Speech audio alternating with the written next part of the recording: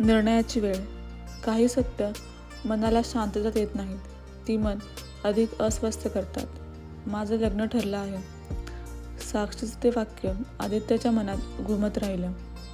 Phone cut झाला, पण शब्द थांबले नाहीत. आदित्य खुर्चीत एकटाच बसला होता, भिंतीकडे पाहत, जणू उत्तर तिथेच मिळेल. 10 वर्षापूर्वी तो लढला नव्हता. आज तो काय करणार होता? दुसऱ्या दिवशी साक्षीचा कॉल आला. साक्षी थरथरत, आदित्य, आपण भेटू शकतो का? एकदाच. तो क्षणभर शांत राहिला, मग म्हणाला, हो, भेटूया. ते एका जुन्या कॅफेत भेटले, जिथे कधी काळी ते दोघं स्वप्न बोलायचे. आज मात्र डोळ्यात फक्त प्रश्न होते. साक्षी म्हणाली, मी गोंधळले आहे.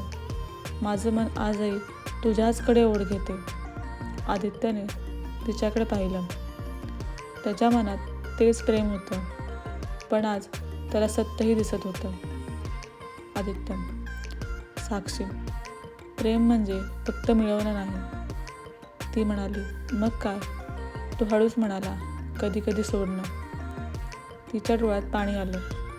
मग आपण पुन्हा वेगळेच होणार का? तो खोल श्वास घेतो. नाही, आपण हरवणार नाही, पण एकत्रही येणार नाही. ती रडली, पण समजली. ते उठले. कॅफेच्या दारात ती थांबली. जर मी चुकीचा निर्णय घेत असेल तर? आदित्य हसला, दुकऱ्या हसण्यातून. वेळ सगळ्याचं उत्तर देईल. ती निघून गेली. आदित्य तिथेच उभा राहिला.